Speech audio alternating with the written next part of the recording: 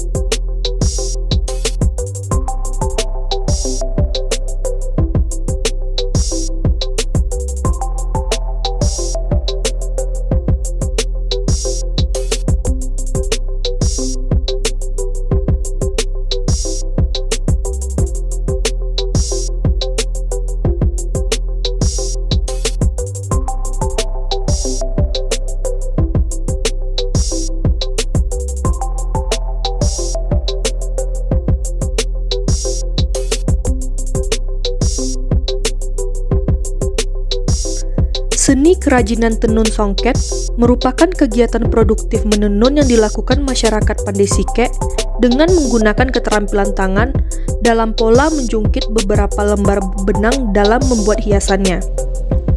Seni kerajinan ini masih bersifat home industry dengan menganut sistem produksi yang sederhana, baik dalam mendapatkan bahan baku maupun peralatan yang digunakan dalam proses produksi. Dalam menciptakan kain tenun songket tradisional sebagai benda pakai, para perajin juga berusaha memahami tentang makna-makna dan tujuan hidup, bertitik tolak dari karya yang diciptanya. Perajin lebih menekankan pada pencapaian keserasian dan penyelesaian akhir suatu ekspresi terhadap nilai-nilai falsafah tradisional sesuai dengan budaya dan adat Minangkabau. Dan eksistensi karya yang diciptakan dapat dimengerti dan diterima oleh masyarakat. Sebab, fungsi seni diantaranya adalah mengekspresikan perasaan dan memindahkan pengertian kepada khalayak.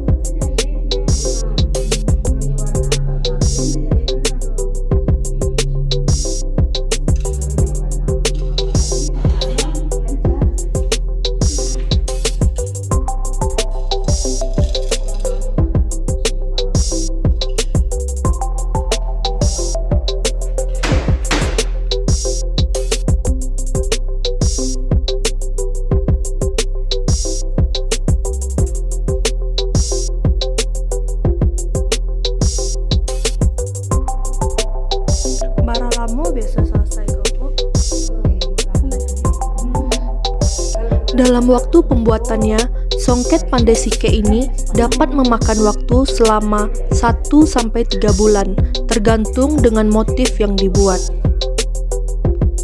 Teknik yang digunakan untuk memunculkan benang emas sesuai dengan bentuk desain ragam hias yang akan ditampilkan menggunakan teknik pakan tambahan atau supplementary wove.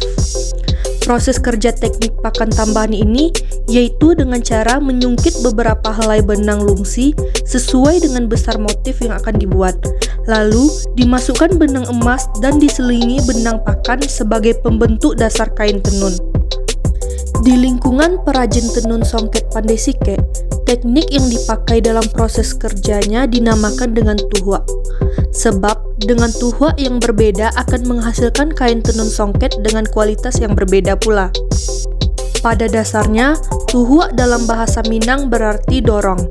Jadi, tuhwa dalam istilah perajin songket di sini berarti teknik mendorong atau pemasukan beberapa helai benang pakan di antara benang lungsi yang telah dijungkit. Tuhwa dapat dikelompokkan menurut jumlah benang pakan yang dimasukkan di antara benang lungsi. Dalam proses penciptaan kain tenun songket, para perajin pandai sike dikenal 3 jenis tuhwa, yaitu tuhwa 2, tuhwa 4, dan tuhwa 6.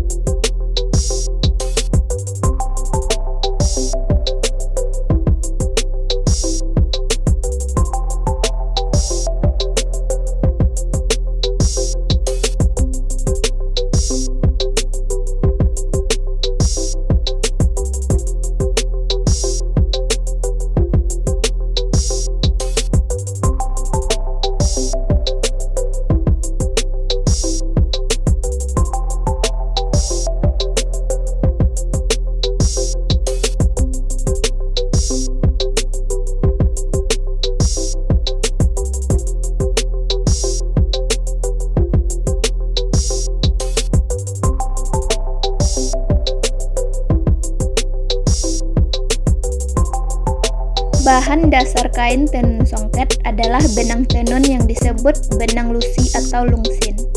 Benang tersebut satuan ukuran disebut palu, sedangkan hiasan songketnya yang berupa benang emas atau benang perak menggunakan benang makoa atau benang India.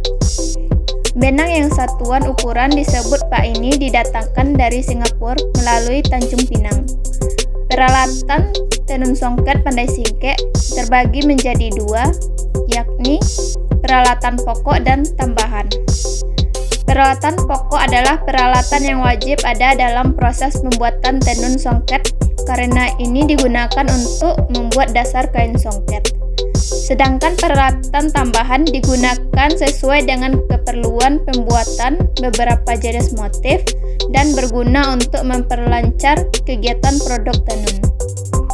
Keduanya terbuat secara tradisional dengan berbahan dari kayu dan bambu. List lengkap dalam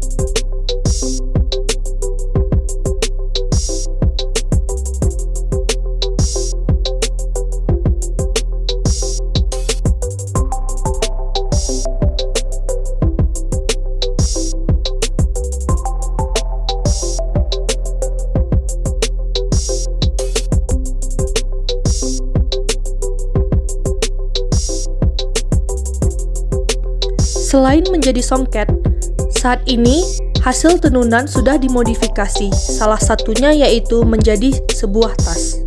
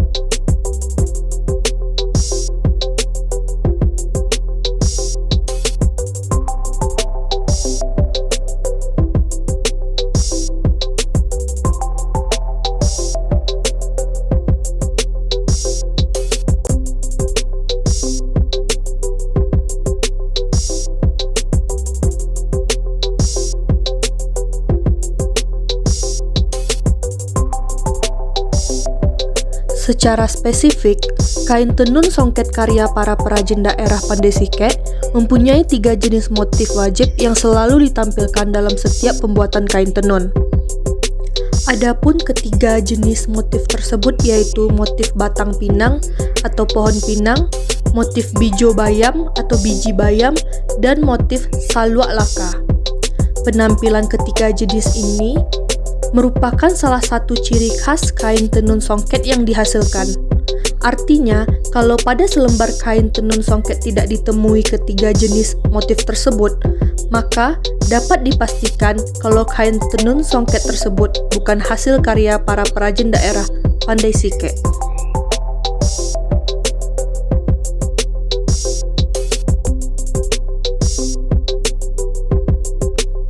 Kain tenun songket yang dihasilkan oleh para perajin Pandai Sike ini dikenal dengan 2 jenis, yaitu kain songket balapak dan kain songket batabua atau bertabur.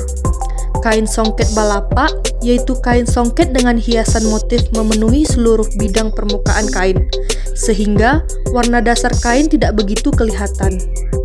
Adapun kain songket jenis batabua atau bertabur yaitu kain songket dengan hiasan motif pada bagian tertentu saja. Kain songket ini juga bisa disebut kain songket babintang atau berbintang, yang berarti hiasannya seperti bintang-bintang yang berserakan di langit, di mana motifnya tidak memenuhi seluruh permukaan kain. Warna yang digunakan pada kain tenun songket untuk pakaian adat pada umumnya memakai warna dasar merah dan hitam, dengan warna ragam hias kuning keemasan. Warna dasar merah digunakan untuk pakaian pengantin wanita, sementara warna hitam umumnya digunakan untuk pakaian pengantin pria. Pemakaian warna ini sesuai dengan warna pokok Minangkabau, yaitu merah, hitam, dan kuning.